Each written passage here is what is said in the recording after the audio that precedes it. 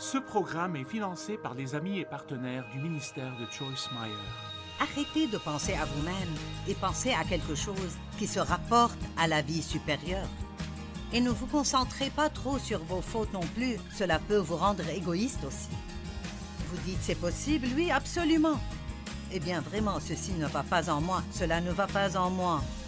Même ceci peut vous garder de vous concentrer sur ce que Dieu veut que vous fassiez.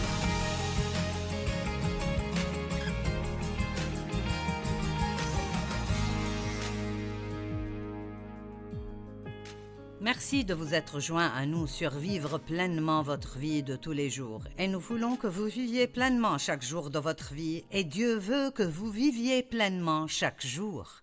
Et je suis sûre que certains pensent, avec les problèmes que j'ai, c'est impossible. Mais je vous dirai une façon aujourd'hui qui pourrait vous aider à vivre pleinement votre vie. Je veux vous parler aujourd'hui de vivre généreusement. J'appelle cela vivre au-delà de vous-même. La plupart d'entre nous pensent que si nous obtenons ce que nous voulons, si nous obtenons juste les choses que nous voulons, alors nous serons heureux. Mais la vérité est que les choses ne peuvent pas vous rendre heureux. Vous aurez peut-être un plaisir momentané, mais cette nouvelle chose devient une chose ancienne et ensuite vous devez avoir une autre chose pour vous rendre heureux. Mais j'ai trouvé dans la parole de Dieu et d'après ma propre expérience. Et l'expérience est importante parce que la Bible dit que nous apprenons par la parole de Dieu et les expériences de la vie. Et quand je lis quelque chose dans la Bible qui est une promesse, mais ensuite j'en fais l'expérience, ça rend cela doublement plus efficace. Et donc, la Bible nous enseigne que l'une des façons dont nous pouvons vraiment être heureux, et j'ai découvert cela de la parole et de mon expérience, c'est d'arrêter de penser à vous-même et de faire autant que vous le pouvez pour d'autres personnes.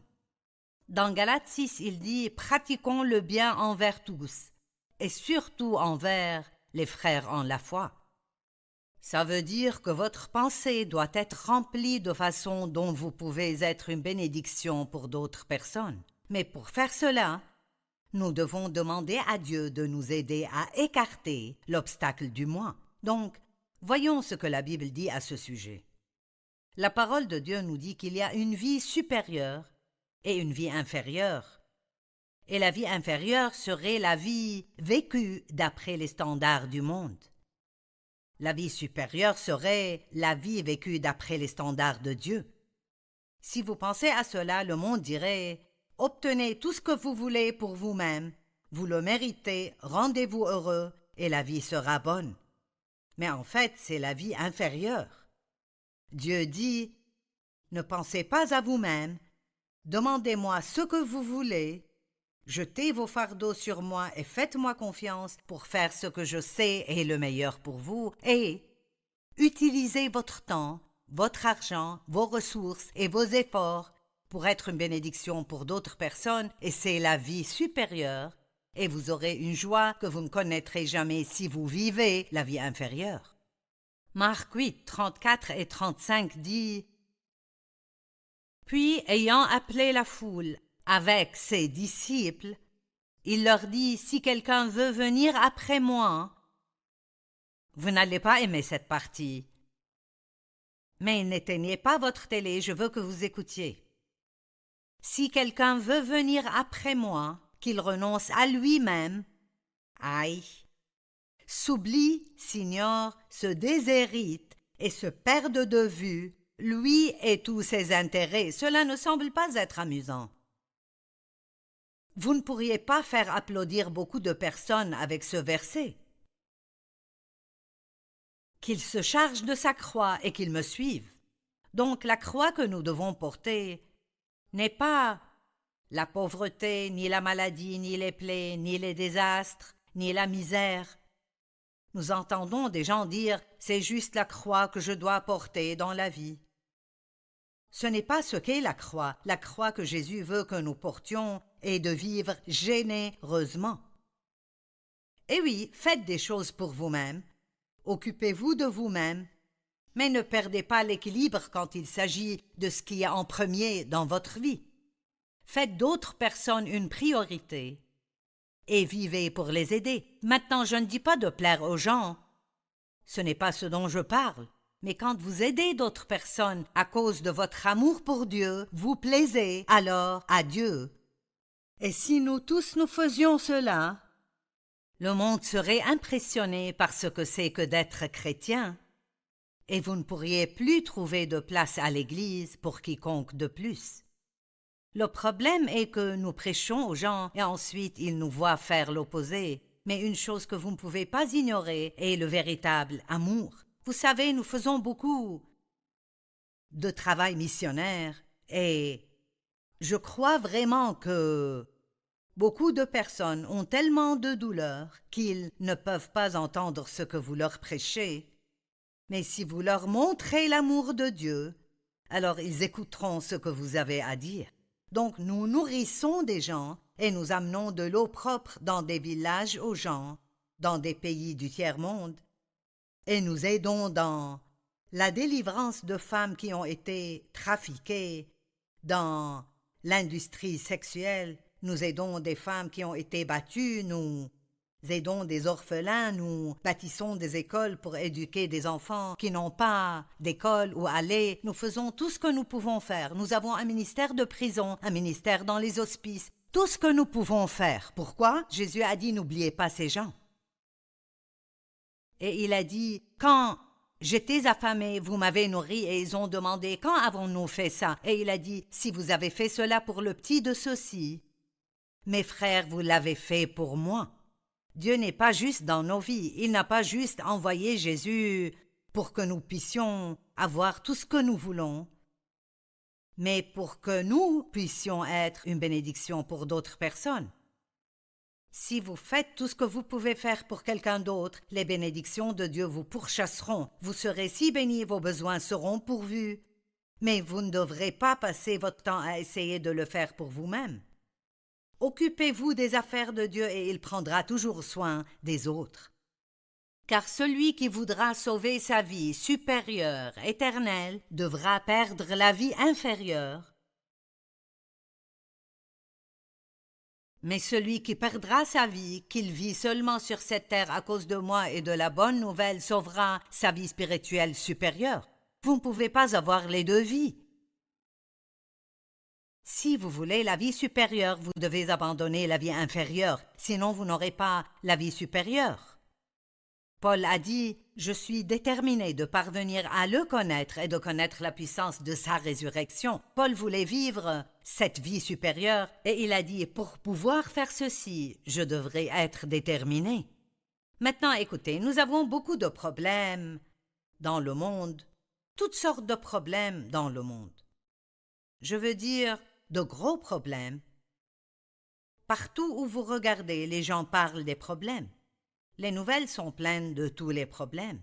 Parfois, c'est si décourageant, vous devez détourner votre regard et trouver quelque chose à regarder exprès qui est bien. Mais dans 2 Timothée 3, 1 à 5, c'est un peu long, mais vous pouvez supporter 5 versets. Il dit « Sache que dans les derniers jours, il y aura des temps difficiles.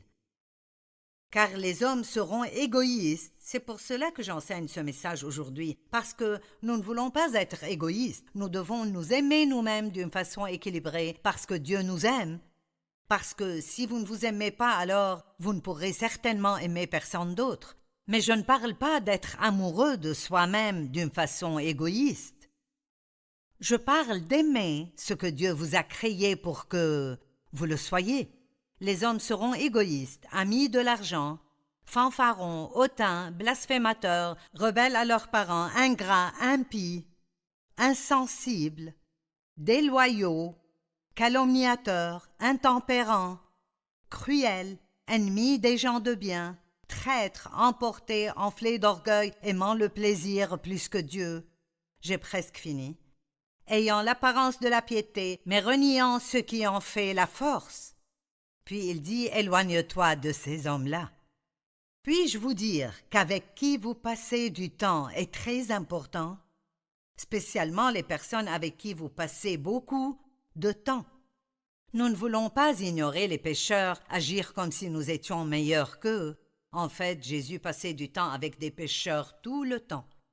Mais je dis, passez du temps avec des personnes comme ça tant que vous les affectez et elles ne vous infectent pas. Vous devez faire très attention avec qui vous passez beaucoup de temps parce que vous devenez comme ceux que vous fréquentez régulièrement. Si vous m'écoutez tous les jours à la télé, vous commencerez vite à dire des choses comme je l'ai dit. C'est la même chose pour moi. Si j'écoute quelqu'un tout le temps, je prendrai certaines de ses habitudes.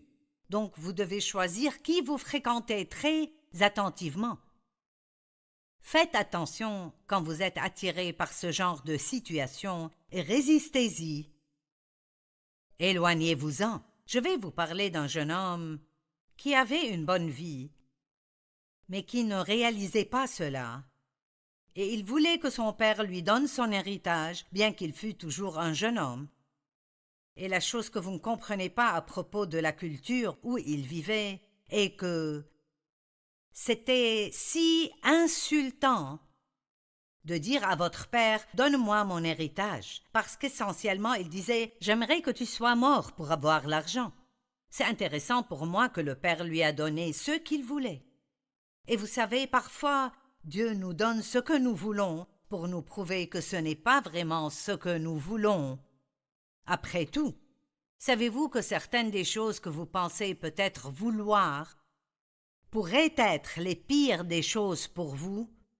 Donc vous devez faire attention à combien vous essayez dur d'obtenir ce que vous voulez et vous assurer que vous laissez Dieu vous donner ce qu'il veut que vous ayez. Mais voici l'histoire. Le fils plus jeune dit à son père, il y a 2 frères dans cette histoire. « Mon père, donne-moi ma part d'héritage. » Maintenant, j'ai encerclé les mots « donne-moi » parce que ces 2 mots sont ce qui a presque ruiné sa vie. Et savez-vous ce dont le monde est rempli aujourd'hui? Des gens qui disent « donne-moi, donne-moi, donne-moi ». Ils ne cherchent pas à donner ou à être une bénédiction, ils cherchent ce que tout le reste du monde peut faire pour eux. Et le père fit le partage de ses biens entre ses fils. Quelques jours plus tard, le cadet vendit tout ce qu'il avait reçu et s'en alla dans un pays lointain. Là, il gaspilla et perdit toute la fortune que son père lui avait donnée. Vous voyez, il n'était pas assez grand ou assez mature pour savoir comment s'occuper de ce genre de bénédiction comme il faut. Et parfois, nous ne comprenons pas pourquoi Dieu ne nous donne pas plus de ceci ou de cela, mais la vérité est que Dieu vous donnera ce que vous pouvez gérer. Si vous vous rendez misérable parce que vous voulez des choses que vous n'avez pas, pourquoi ne pas dire « Dieu, je veux ta volonté ». Ne me donne pas ce que je demande si ce n'est pas ce que tu veux que j'ai. Maintenant, écoutez. Il gaspilla sa fortune en menant grande vie. Lorsqu'il eut dépensé tout ce qu'il avait, une grande famine survint dans ce pays et il commença à se trouver dans le besoin. Il se trouva donc du travail à garder les pourceaux. Son boulot était de nourrir les pourceaux. Mais avant longtemps, tout ce qu'il pouvait manger était la même chose que les pourceaux mangeaient. Voici ce jeune homme qui vivait à la maison avec un père riche qu'il aimait et avait une belle vie, mais il n'était pas satisfait. Peut-être que vous regardez aujourd'hui et vous vous êtes permis d'être insatisfait, mais si vous y pensez vraiment et vous regardez autour de vous, vous avez une belle vie. Savez-vous que si vous vivez sous un toit et avez quelque chose à manger, vous êtes plus béni que probablement les 2/3 des gens dans le monde? C'est mauvais quand nous oublions nos bénédictions et nous regardons seulement à ce que nous n'avons pas. Donc il se retrouve à manger avec les cochons. Et j'aime la façon dont la Bible dit ceci. Elle dit étant rentré en lui-même. Et vous savez, beaucoup d'entre nous, nous avons besoin d'un réveil. Nous avons besoin d'un réveil dans notre vie. Avez-vous besoin de rentrer en vous-même? Avez-vous besoin de vous réveiller aujourd'hui? Vous êtes-vous éloigné de Dieu et est-ce un réveil pour vous? Vous savez, nous avons besoin de rester forts chaque jour, de garder notre foi active et nous accrocher à Dieu avec tout ce qu'on a. Ne laissez pas le monde vous l'enlever. Il est rentré en lui-même et il a réalisé, ici, je mange avec les cochons. Et il s'est dit, je sais ce que je ferai. J'irai à la maison, vers mon père, et je lui dirai, mon père, je ne suis plus digne d'être appelé ton fils. Mais me prendras-tu? Il a dit, je me lèverai, j'irai vers mon père, et je lui dirai, mon père, j'ai péché contre le ciel et contre toi, et Dieu est si bon. Et il est le maître des secondes chances, et des troisièmes chances, et des quatrièmes chances. Et je ne sais pas où vous êtes maintenant, mais je crois que je parle à des personnes aujourd'hui qui ont besoin d'une deuxième chance ou une troisième chance. Et peut-être que le diable vous a convaincu que Dieu ne vous reprendra pas, il est un menteur. Je me demande si ce jeune homme a pensé, je me demande si mon père me reprendra. Donc il est retourné chez son père. Et il est écrit que le père est venu vers lui en courant. Et les hommes plus âgés en ce temps ne couraient pas. Son père était si heureux de le voir. Il a ordonné qu'on fasse une grande fête, qu'il tue le veau gras, qu'il lui amène la plus belle robe, qu'on lui mette un anneau au doigt. Et le fils était repentant, et donc tout ce que le père voulait était de lui amener la restauration. Si vous êtes tombé dans le péché et vous êtes repentant, Dieu veut juste vous restaurer et il veut le faire maintenant. Il ne sera pas en colère contre vous, il ne vous punira pas et ne vous rappellera pas chaque 5 minutes de vos fautes. Donc, si vous vous retrouvez dans un champ de porc, en quelque sorte, vous pouvez vous repentir et vous pouvez retourner chez votre père et dire « Père, j'ai péché et je veux retourner à la maison ». Il y a un autre jeune homme dans la Bible qui est allé chez Jésus et a dit « Qu'est-ce que tu veux que je fasse? Qu'est-ce que je dois faire pour être juste devant toi pour faire ce que tu veux que je fasse? » Et il lui a dit « Garde mes commandements. » Et le jeune homme, si imbu de lui-même, a dit « Oh, j'ai fait cela, j'ai fait cela. » Et Jésus lui a dit « Il te manque encore une chose. » C'est quelque chose que nous devons réaliser, c'est que quoi que nous pensions avoir fait, il y a toujours quelque chose qui nous manque. Et c'est vraiment une bonne nouvelle parce que ça veut dire que, qu'importe combien de bonnes choses nous pensons avoir faites, il n'y a rien que nous puissions faire qui nous rendrait juste devant Dieu. Nous avons toujours besoin de Jésus. Il y a toujours cette chose qui nous manque. Et Jésus veut venir et réparer cela. Et donc Jésus a dit au jeune homme, parce que l'homme était très riche, il a dit « Va vendre tes biens, distribue-les aux pauvres. » Et la Bible dit que le jeune homme s'en est allé tout triste parce qu'il était très riche. Maintenant écoutez, il y a un message plus profond dans cette histoire que nous lisons. Que se serait-il passé si le jeune homme avait vendu tout ce qu'il avait et distribué l'argent aux pauvres? Je peux vous le dire, s'il avait fait cela, il aurait fini avec beaucoup plus que ce qu'il avait au départ. Dieu veut toujours nous bénir, mais il ne veut jamais que notre argent ou nos possessions nous arrêtent de lui obéir. Tout ce que vous avez appartient à Dieu de toute façon et vous n'auriez rien s'il ne vous l'avait pas donné au départ. Faites attention de ne pas laisser votre argent et vos possessions vous rendre égoïstes. Tout ce que vous obtenez, assurez-vous de le partager avec d'autres. Une autre façon de ne pas être égoïste est de ne pas prendre offense. Êtes-vous une personne irritable qui est facilement blessée? Eh bien, la Bible dit que l'amour n'est pas irritable. Marc 4, 14 dit « Le semeur sème la parole ». Le verset 15 « Certaines personnes se trouvent au bord du chemin où la parole a été semée. À peine l'ont-ils entendu que Satan vient arracher la parole qui a été semée en eux. Puis il y a ceux qui reçoivent la semence sur le sol rocailleux. Quand ils entendent la parole, ils l'acceptent avec joie. » Il dit ici, comme vous lisez l'histoire entière, que certains ont été offensés, d'autres sont trompés par la séduction de l'argent et des richesses. Le diable fera tout pour vous arrêter de laisser cette parole prendre racine dans votre cœur. Vous pourriez aller à l'église et entendre un merveilleux message de votre pasteur et peut-être le voir conduire hors du parc de stationnement et il a une meilleure voiture que vous et tout d'un coup vous êtes offensé. Et vous le jugez et vous dites « Eh bien, il ne devrait pas conduire une voiture comme ça. » Vous n'êtes jamais jaloux de personne si vous avez ce qu'ils ont. Vous êtes jaloux de personnes qui ont plus que ce que vous avez. Et voici la morale de cette histoire. Vous auriez pu avoir aimé son message et ça aurait pu être une parole merveilleuse, mais si vous êtes offensé avant de rentrer chez vous, l'ennemi peut vous voler cela.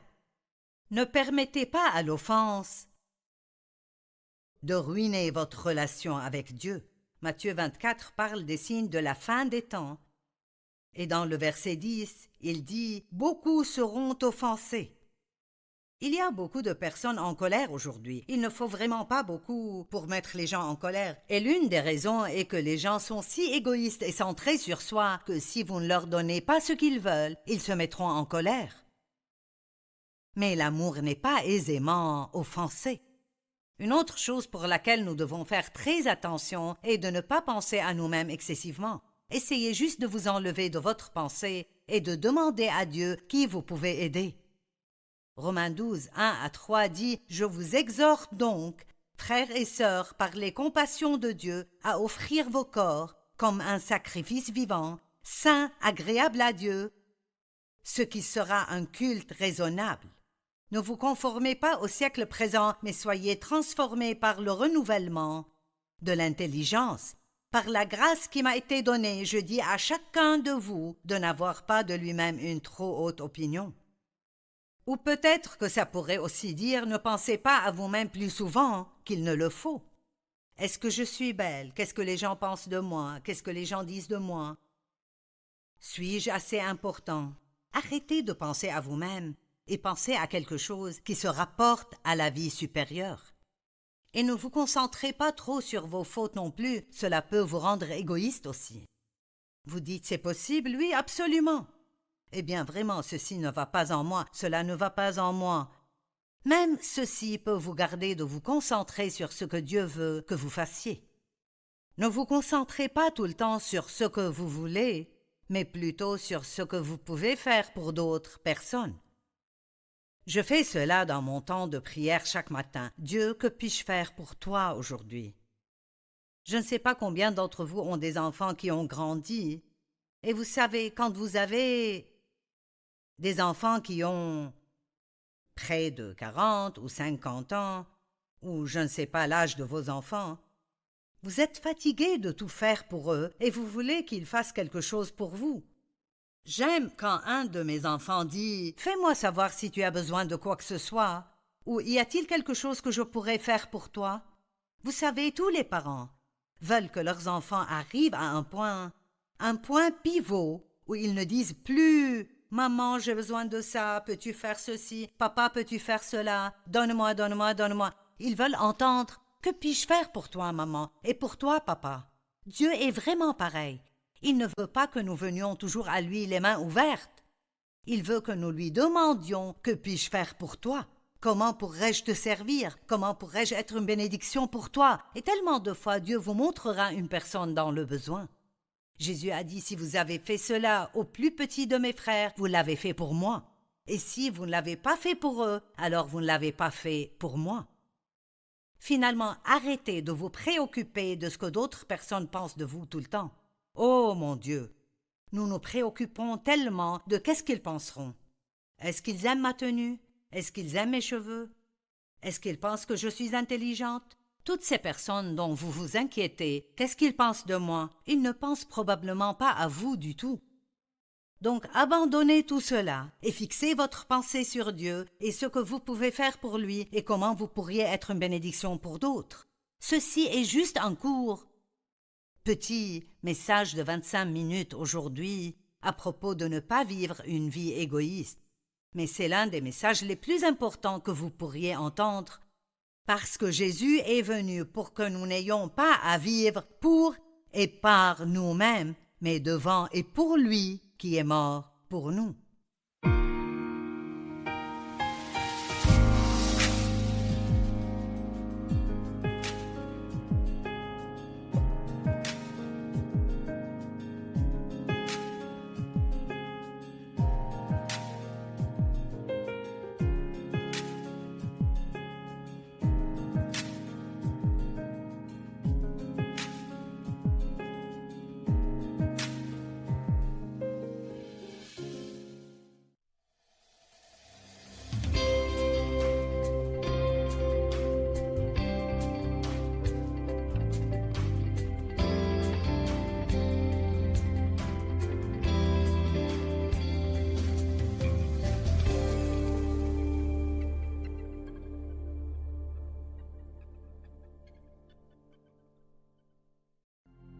Ce programme est financé par les amis et partenaires du ministère de Joyce Meyer. Maintenant, vous utilisez votre foi pour recevoir la grâce de Dieu. Vous retournez dans votre siège. Vous demeurez en Dieu de nouveau. Vous vous tenez fermement contre l'ennemi qui vous dit que vous êtes ceci, vous êtes cela, vous êtes ceci, vous êtes cela. Et puis vous continuez à marcher et à courir votre course. Et si vous voulez donner au diable une crise de nerfs, visez comme cela.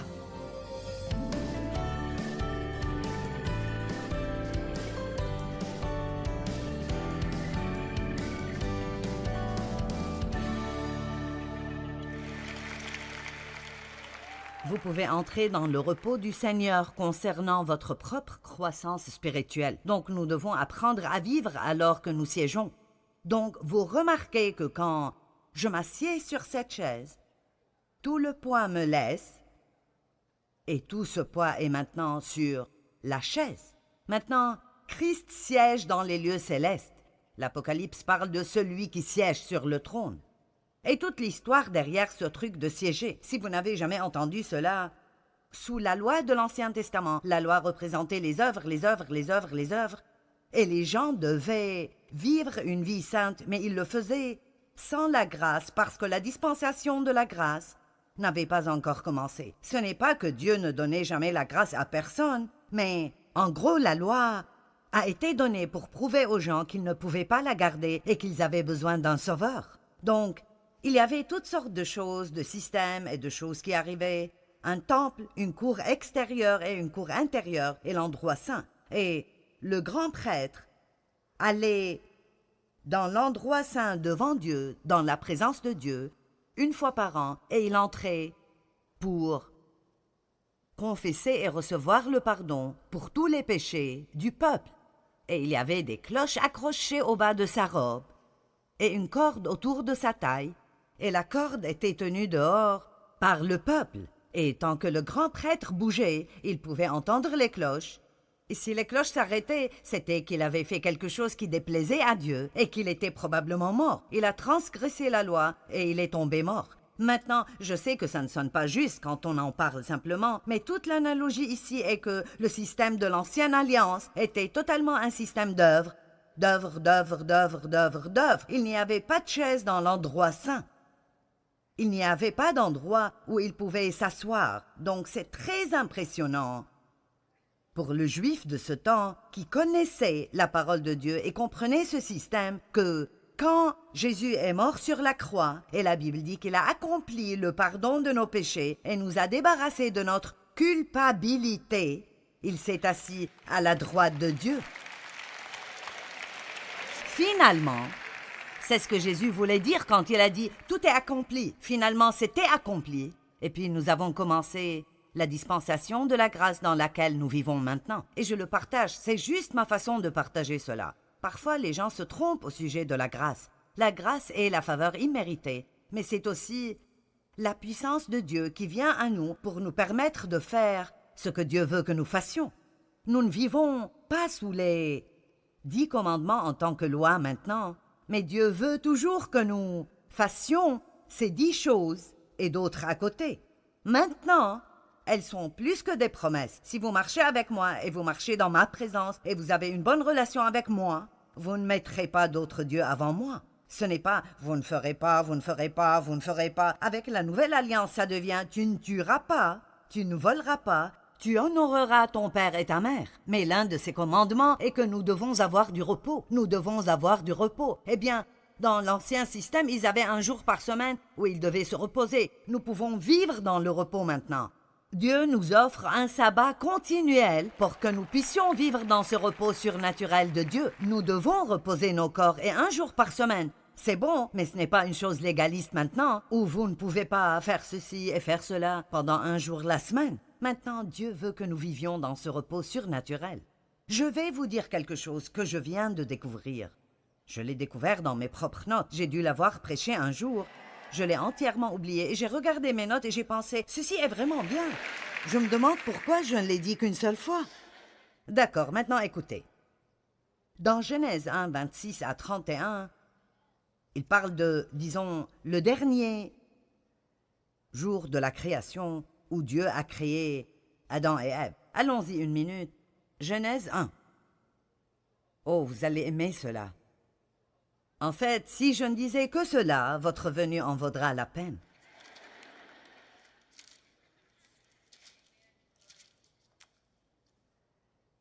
D'accord, Genèse 1, 26. Puis Dieu le Père, le Fils et le Saint-Esprit dit, « Faisons l'homme à notre image, qu'il nous ressemble, qu'il ait l'autorité complète sur les poissons de la mer, sur les oiseaux du ciel, sur les bestiaux, sur toute la terre et sur tous les reptiles, et les insectes. » Donc, si j'étais Adam, je penserais déjà, j'ai beaucoup à faire ici.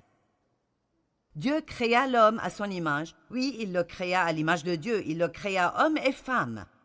Dieu les bénit en disant, « Soyez féconds, multipliez-vous, remplissez la terre. » Wow, Dieu, la terre est grande, ça prendra beaucoup de temps.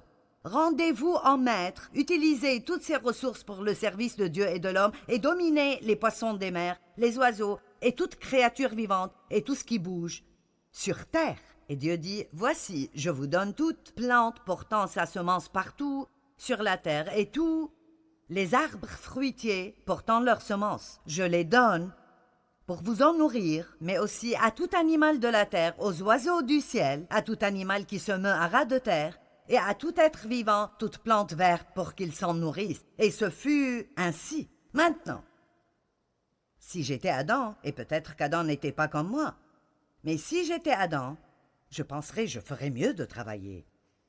Je veux dire les oiseaux, les poissons, les plantes, les arbres, les graines. Soyez fructueux, multipliez-vous, remplissez la terre entière. Mon Dieu, je ne peux même pas imaginer remplir le jardin. Et quand l'herbe doit être tondue ici, c'est juste, il y a beaucoup de choses à faire. Maintenant, je vous taquine, mais j'essaye de marquer un point. Vous savez qu'il avait vraiment beaucoup de responsabilités. Si vous y pensez vraiment, c'est beaucoup de responsabilités. Je me demande comment Adam s'est senti quand Dieu lui a dit de nommer tous les animaux. Je n'ai pas assez de cellules cérébrales dans ma vie pour faire cela. Donc je dis juste qu'il devait être un peu dépassé, mais maintenant regardez. Voici la chose que j'ai oubliée et qui était dans mes notes dont je me suis rappelé à un moment, et je me la rappelle. Donc, le 6e jour, Dieu a créé Adam et Ève. Et, chapitre 2, verset 2, le 7e jour, Dieu avait achevé tout ce qu'il avait créé. Alors il se reposa en ce jour-là de toutes les œuvres qu'il avait accomplies.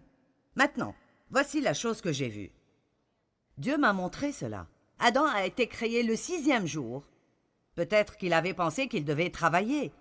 Mais la première journée complète d'Adam sur la terre était une journée de repos.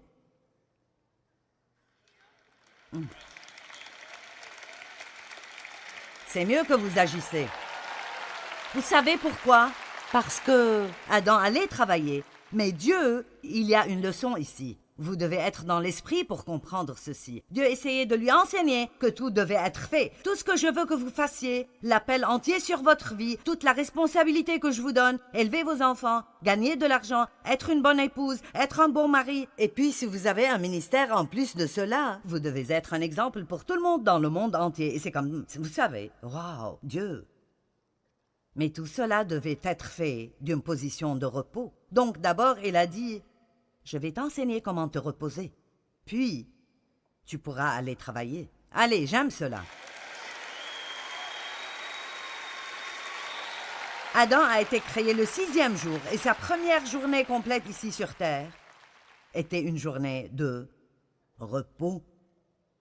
Mon Dieu, je me suis presque rendue folle en essayant d'élever 4 enfants. Aucun d'eux n'était comme l'autre. Ils avaient des personnalités différentes. L'un d'eux était comme moi et j'avais des problèmes avec lui parce que je ne savais pas qu'il était comme moi et je pensais qu'il me défiait constamment en tout. L'une d'eux était désordonnée et j'ai eu le discours de « tu ne vivras pas dans ma maison » avec elle tout le temps. Et puis l'un d'eux était un vrai perfectionniste et tout devait être parfait. Et puis l'un d'eux voulait juste avoir du bon temps. Il ne s'occupait de rien. Quand il est finalement sorti de l'école, j'étais plus heureuse qu'il ne l'était. Je pensais...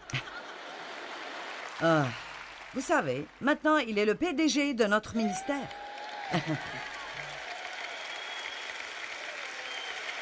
Et maintenant, écoutez. Je veux dire, il avait vraiment des difficultés à l'école. Mais vous savez, personne ne savait alors que les enfants apprenaient de différentes façons et ils n'apprenaient pas vraiment des livres, ils apprenaient par la pratique. Maintenant, il peut réparer n'importe quoi. Je me moque de qu'est-ce qui ne marche plus. Il arrive toujours par le réparer. Je dis « Où as-tu appris ça ?» Il dit « Je ne sais pas. » Et puis, ma fille qui était si désordonnée, je veux dire, je ne sais même pas comment elle se retrouvait elle-même, sans parler de tout ce qu'elle avait. Cette fille est maintenant mon assistante et elle aide à s'occuper de moi. Donc, laissez-moi juste vous dire que vos enfants changeront et que c'est complètement inutile de vous rendre fou alors qu'ils sont en chemin. Si vous pensez qu'ils font des trucs stupides, rappelez-vous juste des choses que vous faisiez quand vous aviez leur âge. Et vous voici, vous avez survécu. Si vous priez pour vos enfants et vous les élevez dans la parole de Dieu, je me moque de combien ils agissent d'une manière folle. Éventuellement, la Bible dit, si vous les élevez à prendre le droit chemin, quand ils grandissent, ils ne s'en écarteront pas. Amen. Entrez dans le repos du Seigneur. Oh mon Dieu, vous savez, nous devons apprendre comment vivre comme nous commençons notre marche avec Dieu. Donc, regardons comment nous avons commencé. Éphésiens 2, 8 et 9. Combien d'entre vous sont convaincus que vous devez étudier à propos d'entrer dans le repos de Dieu et apprendre comment vivre plus de cette position de repos? Wow! D'accord, Éphésiens 2, 8 et 9. Car c'est par la grâce, la faveur imméritée de Dieu que vous êtes sauvés, délivrés du jugement et rendus partenaires dans le salut.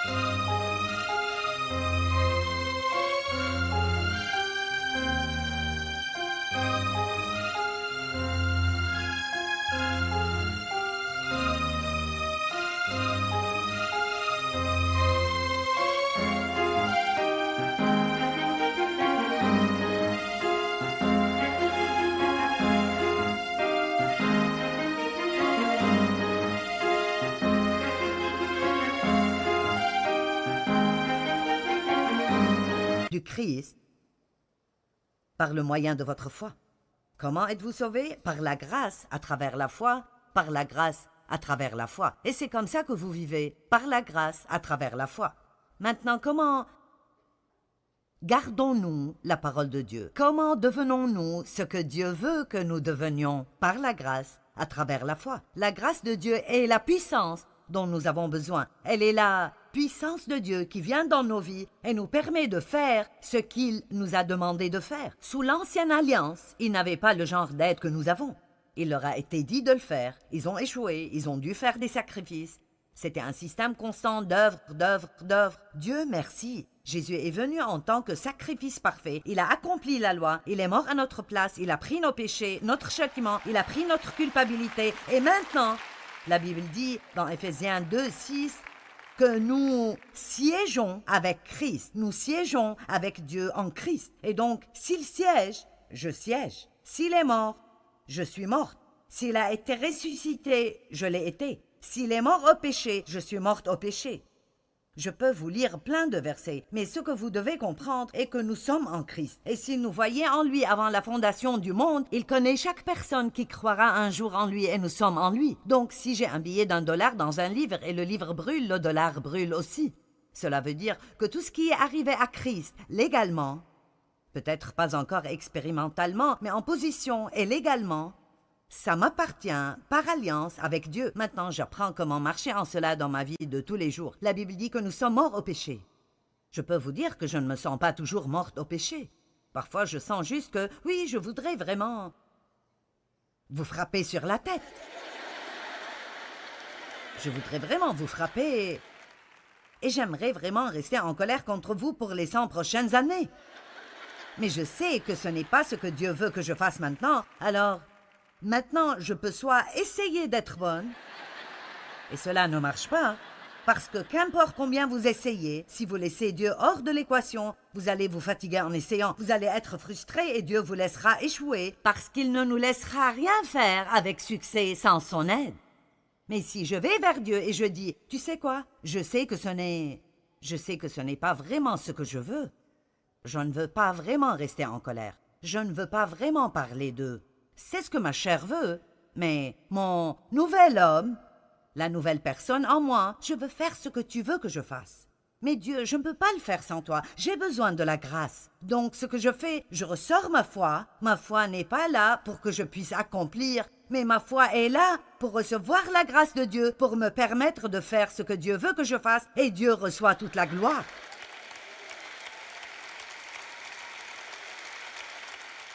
Et j'aime le dire comme ça, et j'espère que vous recevrez bien ceci. Vous savez, la grâce n'est pas une excuse pour vivre une mauvaise vie et s'en tirer. C'est la force de ne pas devoir le faire. Amen. Dieu merci, nous n'avons pas à vivre une vie de péché, parce que nous avons un nouveau cœur, donc nous ne voulons pas cela.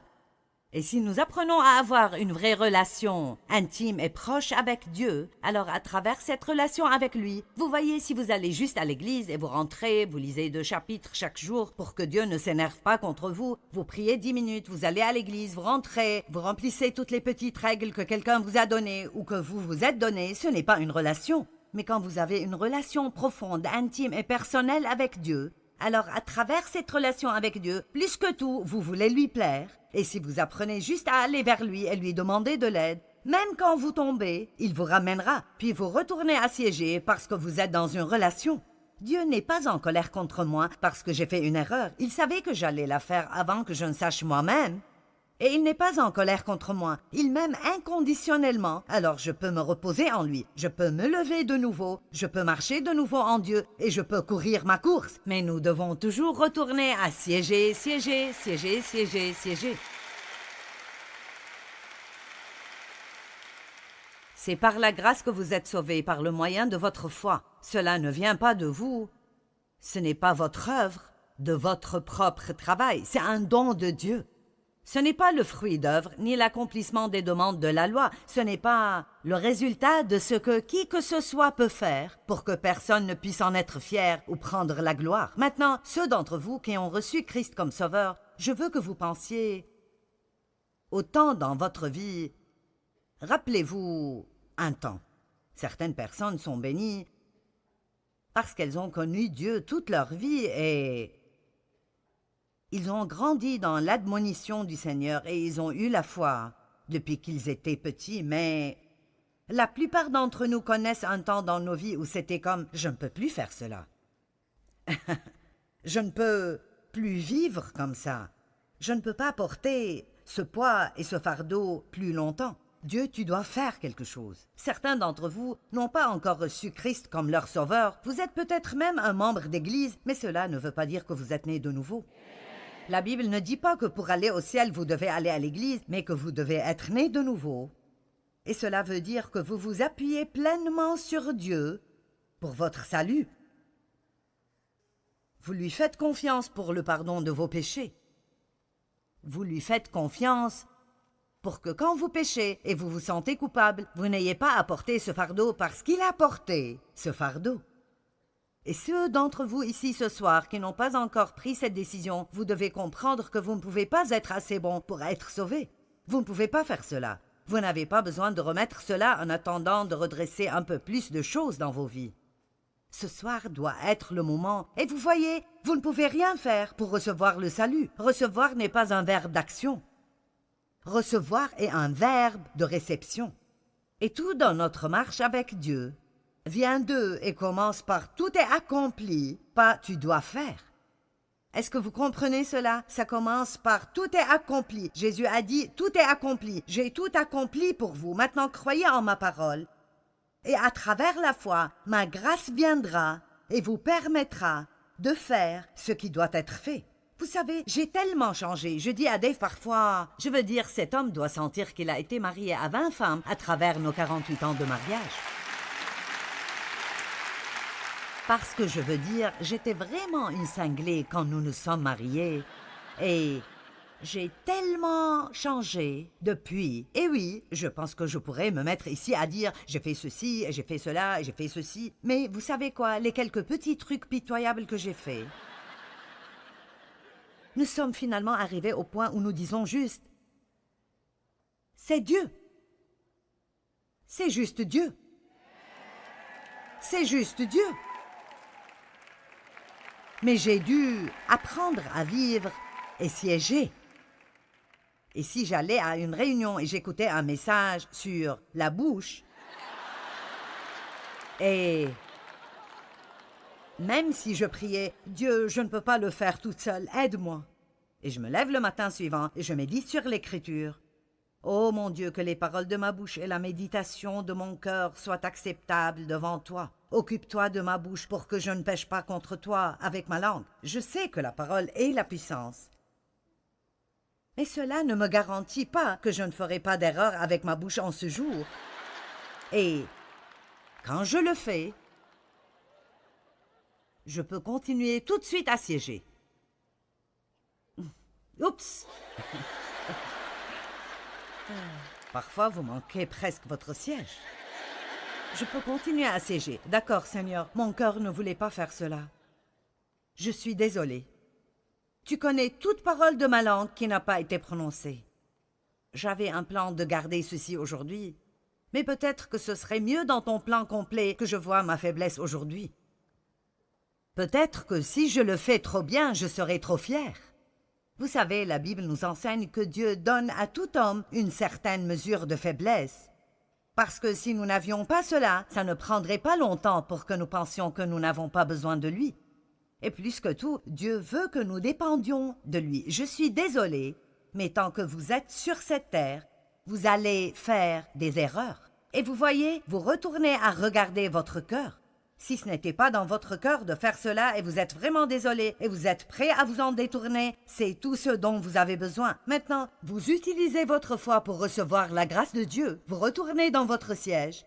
Vous demeurez en Dieu de nouveau. Vous vous tenez fermement contre l'ennemi qui vous dit que vous êtes ceci, vous êtes cela, vous êtes ceci, vous êtes cela. Et puis vous continuez à marcher et à courir votre course. Et si vous voulez donner au diable une crise de nerfs, visez comme cela. Amen. Quel bien est-ce que ça fait, à chaque fois que vous faites une erreur, d'avoir 3 jours de culpabilité, de condamnation et de dépression et de dire toutes sortes de choses négatives à votre propos. Écoutez, nous avons trop à faire pour que nous agissions ainsi. La manière dont nous avons été sauvés est la manière dont nous devons vivre. Je suis venue vers lui, c'était comme... Quand vous recevez Christ, si ce n'est que pour un moment dans votre vie, en ce moment... vous abandonnez. Je ne peux rien faire, Dieu, ça doit être toi. Si tu peux faire quoi que ce soit, Seigneur, me voici. Prends-moi tel que je suis et fais de moi ce que tu veux que je sois. Et c'est comme ça que nous devons nous lever chaque jour. Je me moque de si vous soulignez toute votre Bible. Vous pouvez réciter les psaumes de mémoire et vous aurez toujours besoin de Dieu. Vous pouvez avoir des diplômes d'études bibliques et vous aurez toujours besoin de Dieu. Vous pouvez avoir le plus grand ministère du monde et vous aurez toujours besoin de Dieu. Donc chaque jour, vous allez vers lui et vous dites, si tu ne m'aides pas, je serai le plus grand désastre au monde aujourd'hui. Amen. J'ai souffert à cause de la condamnation parce que j'ai été sexuellement abusée par mon père et j'ai internalisé cela et j'ai pensé que c'était ma faute. Je veux dire, je me sentais coupable tout le temps. Quelque chose n'allait pas si je ne me sentais pas mal. C'était la seule façon dont je savais vivre. Quel est mon problème? Quel est mon problème? Quel est mon problème? Et je vous dirai la vérité. Je pense que vous me connaissez assez bien. Je suis assez direct. Je ne dirais pas cela si je ne le pensais pas. Quant à la culpabilité et la condamnation, probablement, si elle vient à moi, peut-être 2 minutes, et puis je dis, oublions cela, je suis déjà passé par là, je ne vivrai pas comme ça. Amen.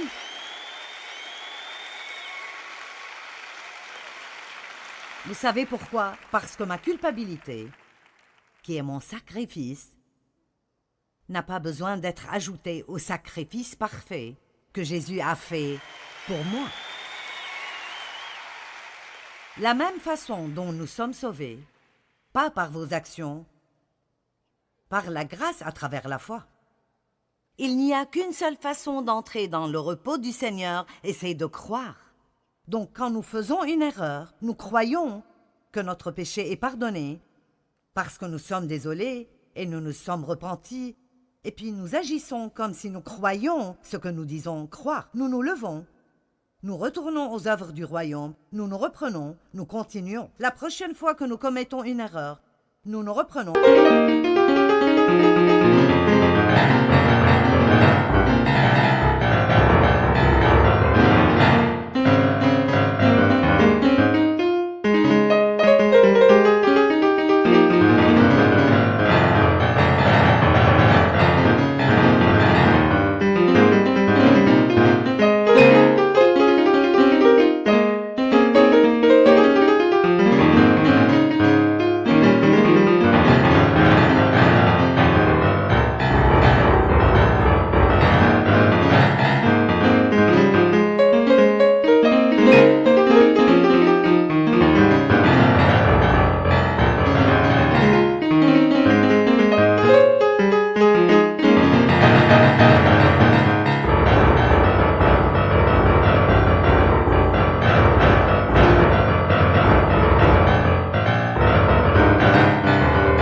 Nous nous levons, nous continuons.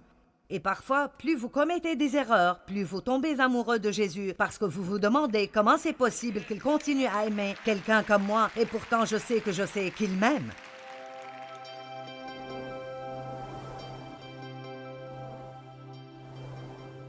Vous savez, en tant qu'enfants de Dieu, nous avons une opportunité d'entrer dans son repos surnaturel et de vivre nos vies là.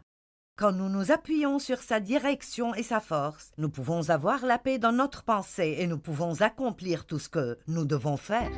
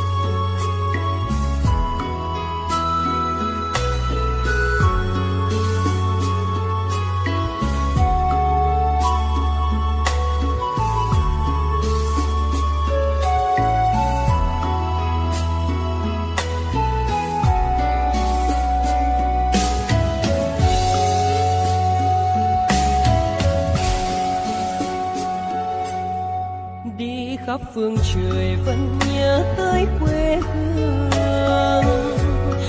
Người về đây thăm làng trù quê mẹ và làng sen quê cha, xúc động bồi hồi người rơi giọt lệ. Thương mái nhà tranh, thương đất mẹ nghề,